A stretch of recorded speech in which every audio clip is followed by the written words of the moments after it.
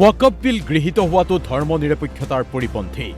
মাজনিশা সংসদত ৱাকফৰ সংশোধনী বিল গৃহীত হোৱাৰ পিছতেই এই প্ৰতিক্ৰিয়া কংগ্ৰেছৰ নেতা তথা বিৰোধী দলপতি দেৱব্ৰত শইকীয়াৰ। আনপিনে বিজেপিৰ বিধায়ক জিতু গোস্বামীয়ে ক'লে ৱাকফক লৈ চলি অহা দীৰ্ঘদিনীয়া সমস্যাৰ সমাধান হ'ল। এতিয়া আৰম্ভ হৈ গ'ল ৰাজনীতি। কংগ্ৰেছে যদি কৈছে ধৰ্ম নিৰপেক্ষতাৰ পৰিপন্থী, ধৰ্ম নিৰপেক্ষতা খৰ্ব কৰা হৈছে, আনপিনে বিজেপিয়ে কৈছে দীৰ্ঘদিনীয়া সমস্যা সমাধান কৰিলে মোদী চৰকাৰে। শেহতীয়া সংশোধন আছিল বিলৰ 1995 চনত মুছলিম ৱাকফ প্ৰপাৰ্টি বিল, UPA চৰকাৰ সময়ত হৈছিল। এতিয়া বিজেপি চৰকাৰে যদিও কোৱা হৈছে যে আমি ধৰ্ম নিৰপেক্ষ গণতান্ত্ৰিকভাৱে আমাৰ প্ৰত্যেকৰে নিজৰ নিজৰ ধৰ্মৰ প্ৰফেছ কৰাৰ সুবিধা আছে, ইছলাম ধৰ্মৰ এই পাৰ্চনেলৰ অধীনত যিখিনি প্ৰপাৰ্টি আছে তাত চৰকাৰী হস্তক্ষেপ কৰাৰ ব্যৱস্থা কৰিছে। আৰু ৱাকফ প্ৰপাৰ্টিৰ বাবে যিবিলাক ৰাজ্যত সমিতি হয় তাত নন মুছলিম সদস্য অৰ্থাৎ হিন্দু বা অন্যসকলক তাত নিয়োজিত কৰাৰ ব্যৱস্থা কৰিছে। আৰু এনেকৈ তেওঁলোকে এটা দখল অনাৰ ব্যৱস্থা কৰিছে, যিটো প্ৰকৃততে আমাৰ যি সাংবিধানিক ধৰ্ম নিৰপেক্ষতা তাৰ পৰিপন্থী। আমি সেইকাৰণে তাৰ প্ৰতিবাদ কৰি আছোঁ। আৰু আমাৰ যি দেশত কোৱা হয় যে সকলোৰে নিজৰ নিজৰ ধৰ্ম পালন কৰাৰ অধিকাৰ আছে, এই যে অধিকাৰটো খৰ্ব কৰা এনেকুৱা এই বিলখন অনাৰ পিছত অনুভৱ হয়। ৱাকফ বিলখন এখন পুৰণি এটা সমস্যা ভাৰতবৰ্ষত আছিলে। এই সমস্যাটোৰ যোৱাকালি সমাধান হৈছে বুলি মই ভাবোঁ। আৰু ৱাকফৰ এই গোটেই বিলখিনি আপুনি যদি যোৱাকালিৰ গোটেই দিনটোৰ দৃশ্যপট যদি আপুনি চালে হয় পাৰ্লিয়ামেণ্টত, প্ৰত্যেকে ৱাকফ বিলৰ ওপৰত কৈছে।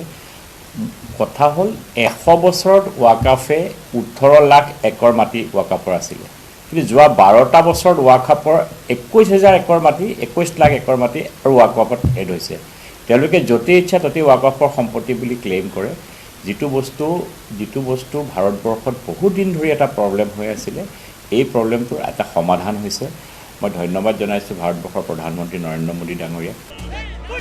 AIDF আৰু এসোপ চৰা ৱাকফৰ জৰিয়তে মুছলমানৰ সম্পত্তি কাঢ়ি ল'লে যেন আছাউদ্দিন ওৱেচিৰ সুৰতেই সুৰ। AIDFৰ বিধায়ক ডক্টৰ ৰফিকুল ইছলামৰ। মুছলমান সম্প্ৰদায়ৰ ভাৰতবৰ্ষত অসমৰ যি প্ৰপাৰ্টি আছিল, এই প্ৰপাৰ্টি কেনেকুৱা মুছলমানৰ হাতৰ পৰা কাঢ়িব পাৰি তাৰ কাৰণে বিজেপিৰ যিটো ষড়যন্ত্ৰ, আৰু সেই ষড়যন্ত্ৰত বিজেপিয়ে যোৱাকালি ছাকচেছ হ'ল তেখেতসকলে। আৰু এইটো ডেমক্ৰেচিৰ কাৰণে এটা কলা দিন বুলি মই আখ্যায়িত কৰিছোঁ। আল্টিমেটলি গৈ বিজেপিৰ লক্ষ্য উদ্দেশ্য হ'ল যে অসমৰ প্ৰপাৰ্টি মুছলমানৰ হাতৰ পৰা কেনেকৈ কাঢ়িব পাৰি, অসমৰ প্ৰপাৰ্টি কেনেকৈ ধ্বংস কৰিব পাৰি।